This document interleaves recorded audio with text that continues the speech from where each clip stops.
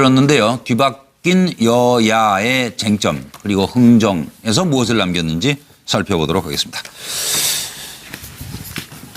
결국 법정 시한을 넘긴 예산안이 이제 잠정 합의가 되긴 했는데 무엇이 가장 쟁점이었던가? 내년도 예산안 부결, 작년 결산도 미처리, 그리고 이제 귤 회동을 오늘 아침부터 시작을 해가지고 여러 협상 카드를 놓고 협상을 하다가 오후에 이제 타결이 되긴 됐습니다. 공무원 증원 문제, 정부안은 12,000명이었고요. 그리고 이제 7,000명으로 하자, 국민의당은 8,870명으로 하자, 그래서 더불어민주당은 1,500명까지 줄였다가 이게 이제 9,500명, 9,475명으로 잠정 합의됐습니다. 아동수당은 만 0세에서 5세 월 10만 원 지급하자는 아닌데 내년 7월에 도입하자, 자유한국당은 내년 10월부터 하자, 그래서 절충해서 내년 9월 시행으로 합의했습니다. 기초연금 문제는 소득 하위 70%에게 월 20만 6천여 원 지급하자 하는 아닌데 이것도 예산은 이제 합의가 됐습니다만 도입 시기 가지고 내년 4월 도입하자는 여당, 좀 이따 10월부터 하자. 지방선거 끝나고 그렇게 절충하다가 내년 9월 시행으로 잠정 합의됐습니다. 들어보시겠습니다. 네, 오늘은 전투복 차림은 저는 오늘 통과시킨다는 생각으로 왔습니다. 난 통과시킨다고 하는 자세는 쐈으면 나도 되는 거지.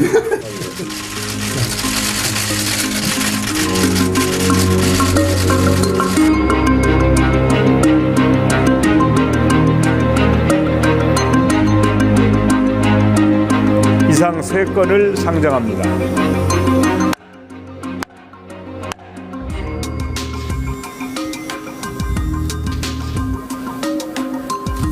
내년도 예산안이 제때 통과되어 정책 효과가 극대화될 수 있도록 의원님들의 적극적인 협조를 당부드립니다. 지속적인 노력을 하였습니다마는 안타깝게도 아직까지 합의에 이르지 못했습니다.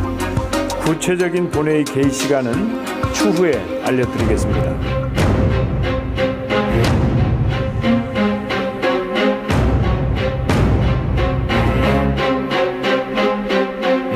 법정 시한을 지키려고 저희가 최선의 노력을 다했는데 법정 시한을 좀 지킬 수 없게 돼서 국민들에게 죄송한 생각이죠. 도저히 합의가 보하기가 어렵다 이렇게 판단이 내려져서 계속 협의하기로 하고 오늘은 예산안 문제에 대해서 더 논의하지 않겠습니다. 2018년도 예산 관련 여야 3당 잠정 합의문. 2018년도 공무원 인력 증원 규모는 9,475명으로 한다. 정부는 2018년도 공무원 재배치 실적을 2019년도 예산안 심의 시 국회에 보고한다. 여기에 대해서도 자유한국당은 유보했습니다. 법인세는 최고 세율 25% 적용 과세 표준 구간을 3천억 원 이상으로 조정하고 모태펀드 등 중소기업 지원을 위한 세출 예산을 1,000억 원 이상 증액한다. 여기에 자유한국당은 유보했습니다. 더불어민주당과 국민의당이 합의를 했는데 자유한국당은 그 합의안에 의총을 하기 전까지는 동의하지 않는다. 이런 뜻입니다. 지금 이 합의문에 그 두 가지 조항에 대해서 동의를 하지 못한 거죠. 그렇기 때문에 유보를 한 것입니다. 자, 여기까지. 네.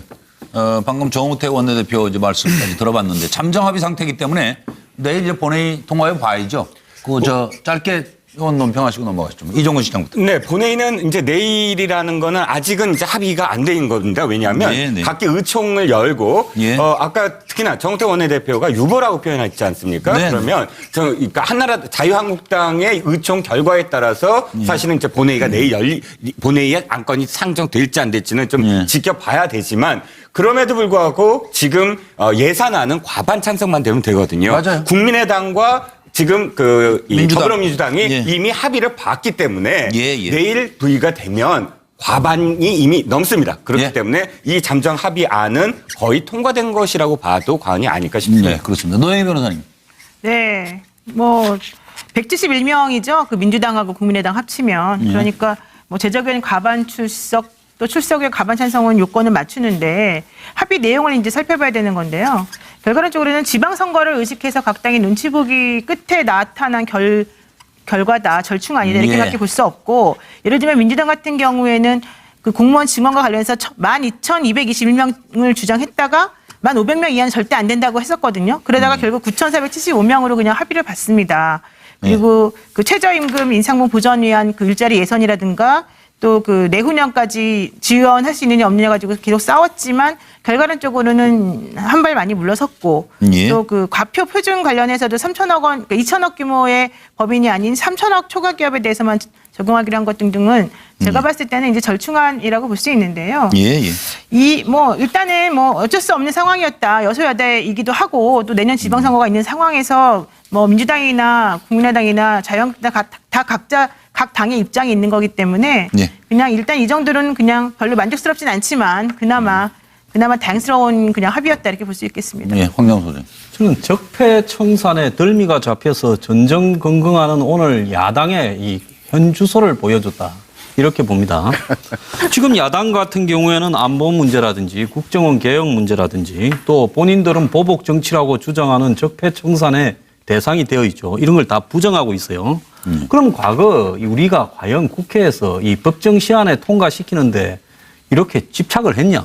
현 여당이 야당일 때 2013년 같은 경우는 해를 바꿔가 2014년 1월 1일 날 통과시켰습니다.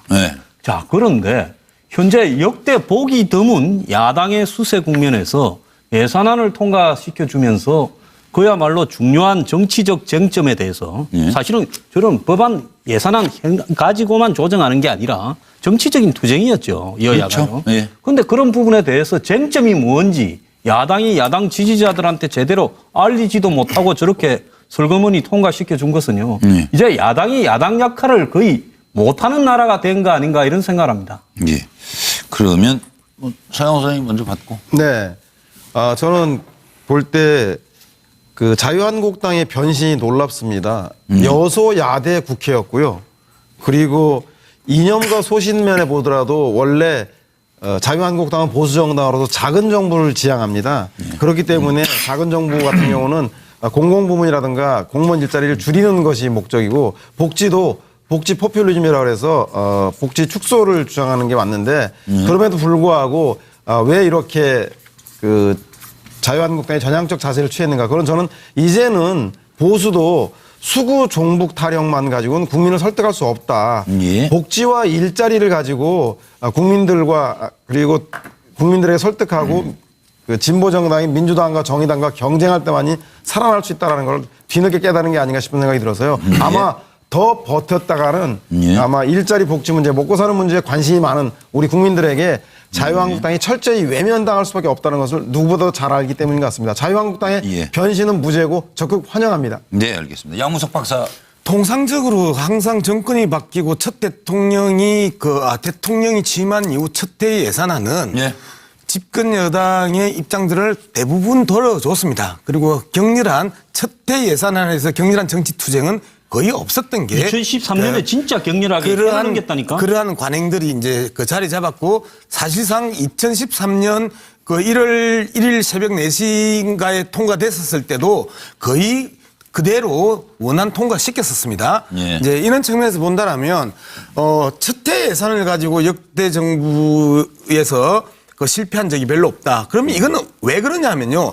새로운 대통령이 일할 수 있는 기회를 주자라는 그 프레임하고 이번 같은 경우에 미래 세대에 대한 부담이라는 프레임이 강하게 붙었음에도 불구하고 이 부분들이 계속해서 언론에서 이야기를 해줬었지만 여전히 대통령의 지지율이 오히려 소폭 상승하면서 73%의 지지율을 확보했던 부분이 사실상 보수 야당에게는 상당히 부담스러울 수밖에 없는 상황을 연출했다. 이 부분을 지적할 수밖에 없고요. 그다음에 저는 우원식 원내대표가 보여줬던 협치의 그 모습들이 상당히 저는 관전 포인트라고 생각하는데 법안 자동 상정을 그 12월 2일 날 하게 돼 있었습니다.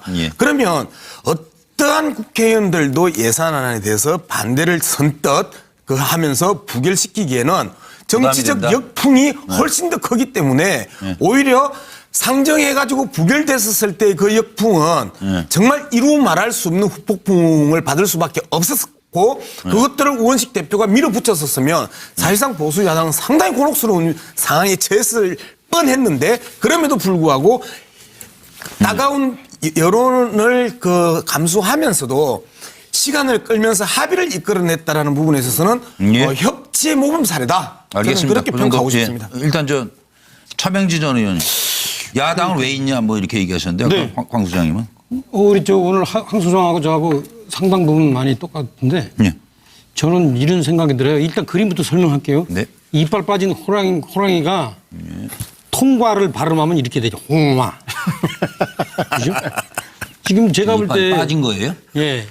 오늘 야당 화가 안 오네. 이빨이 빠진 건지. 그랬어요? 임플란트 예. 한 것 같기도 하고. 네. 좀 하다 보니까 그렇게 됐어요. 네. 예. 대단한 화백께서. 뭐라고요? 홍화. 뭘 어떻게 하면? 통과를 이빨 빠진 호랑이가 발음하면 홍화. 어흥이 되지 어떻게 홍화가 돼. 아니 뭐 왜냐면 호랑이를 만나 들어본 사람이 없으니 그런가 보다 해야지. 내가 아는 호랑이 지금 내가 그린 그러니까 내가 아는 호랑이. 내가 그린 호랑이는 그렇게 하더라니까. 오늘 수준이 낮은 사람이 이해가 안 되는 아주 예. 고차원의 예. 그림을 설명하셨습니다. 이게 뭐냐? 이게 뭔 얘기냐? 저는 이런 야당을 본 적이 없어요. 예? 지난 2013년에 아까 얘기했는데 그 당시에 이종걸 그 원내대표가 이종걸 원내대표가 유승민 원내대표한테 그 예산 통과시키는 조건으로 뭐 요구했어요? 국회법 통과. 네. 국회 개정 요구한 거 아니에요? 정말 시끄러웠어요. 그러니까 그때 저는 당시에도 뭐라 그랬냐면 그거 유승민 대표가 받는 게 당연하다. 박근혜 대통령이 그거 문제상은 안 된다. 왜? 야당의 자산이 뭐예요? 야당의 자산은 국회에서 통과시켜 주느냐 안 통과시키느냐 이거밖에 없는 거예요. 그러면 그 자산을 제대로 활용해야지. 그렇다면 물론 많은 분들이 이거 끼워 팔기 아니냐 하고 욕하지만 실제 야당의 자산은 그거밖에 없어요. 그런 측면에서 야당이 봤을 쓸 때 수 있는 카드는 그거밖에 그렇죠. 없는데. 예. 그 당시에 그래서 유정글 의원이 그걸 한 거예요. 그래서 상당히 현격한 공을 세운 거예요. 물론 이제 욕을 먹었지만 지금 같은 경우에 사실 야당의 원내대표 그 정우택 대표는 저런 식으로 같이 줄 서면 안 돼요. 줄 서면 안 되고. 예컨대 지금 야당의 절실한 요구안들 있잖아요. 다른 거. 뭐죠? 지금 법무부 특수활동비 국정조사 특위. 이거 세워줘라. 그러면 우리가 통과시켜주겠다. 이런 식으로 조건부로 달아야 되는데. 옵션을 걸어야 되는데 예. 그냥 저렇게 사이좋게 했다.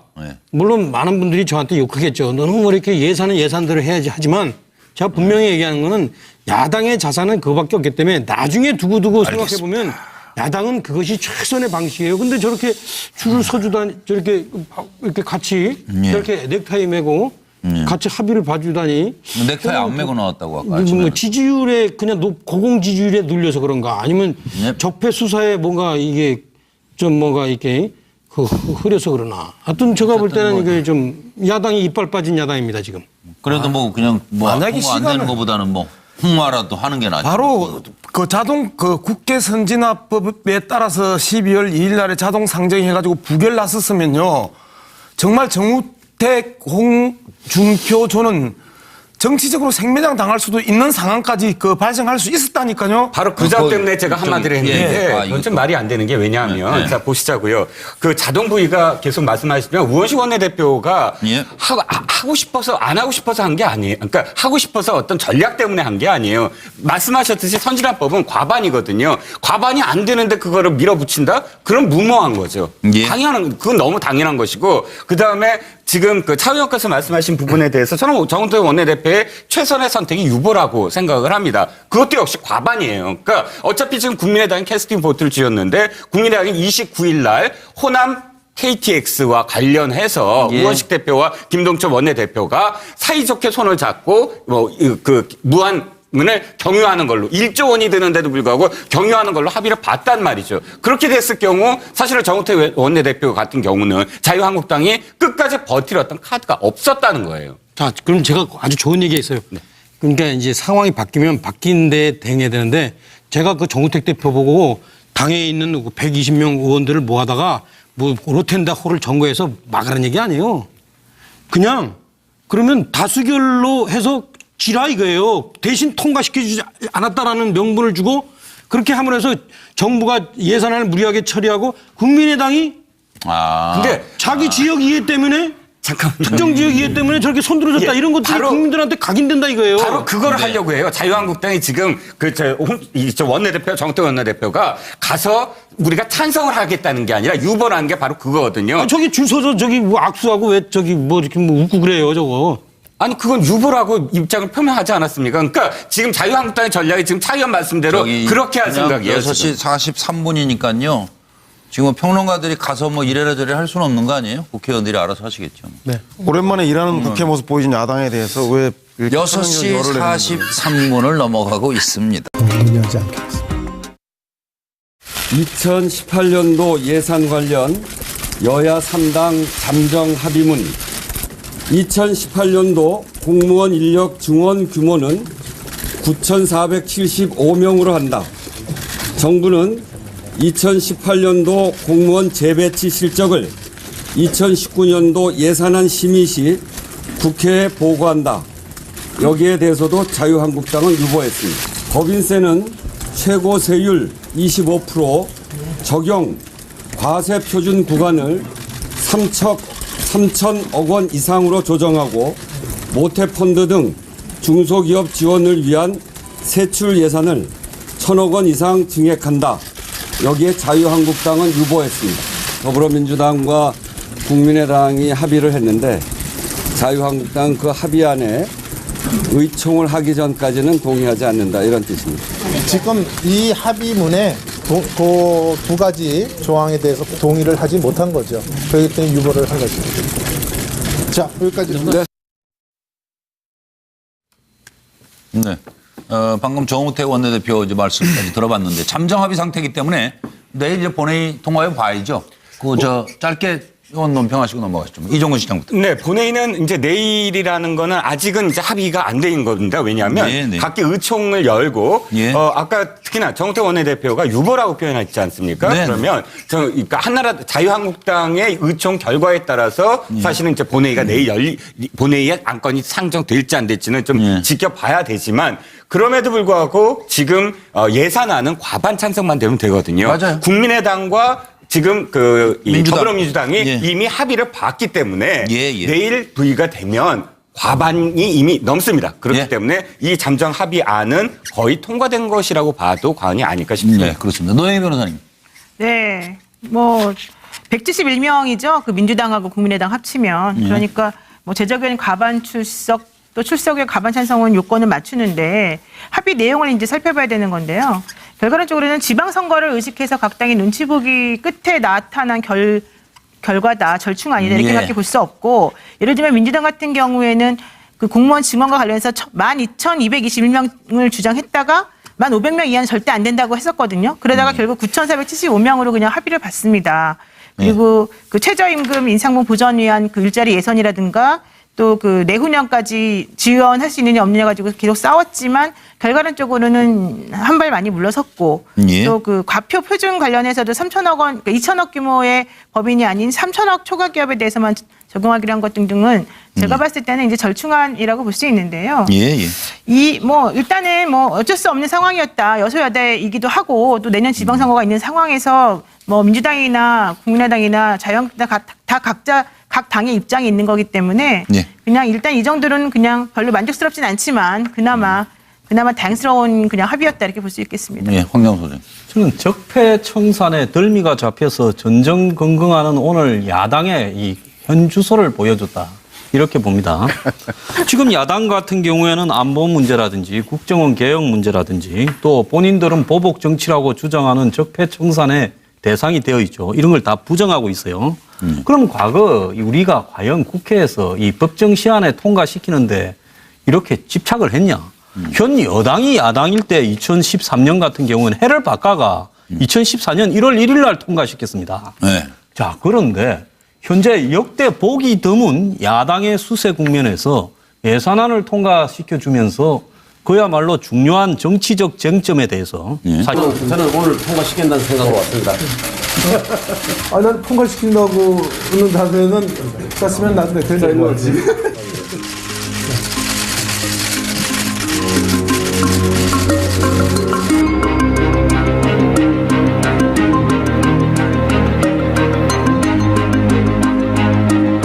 이상 3건을 상정합니다.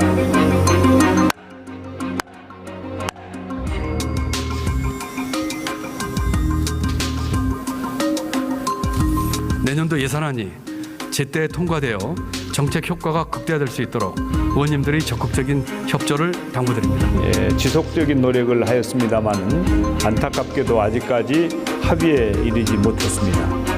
구체적인 본회의 개의 시간은 추후에 알려드리겠습니다.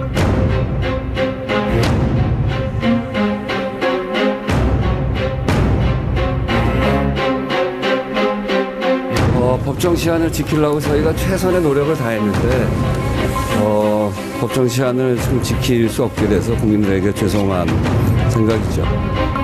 도저히 합의가 구하기가 어렵다 이렇게 판단이 내려져서 계속 협의하기로 하고 오늘은 예산안 문제에 대해서 들었는데요. 뒤바뀐 여야의 쟁점 그리고 흥정에서 무엇을 남겼는지 살펴보도록 하겠습니다. 결국 법정 시한을 넘긴 예산안이 이제 잠정 합의가 되긴 했는데 무엇이 가장 쟁점이었던가? 내년도 예산안 부결, 작년 결산도 미처리, 그리고 이제 귤 회동을 오늘 아침부터 시작을 해가지고 여러 협상 카드를 놓고 협상을 하다가 오후에 이제 타결이 되긴 됐습니다. 공무원 증원 문제, 정부안은 12,000명이었고요. 그리고 이제 7,000명으로 하자.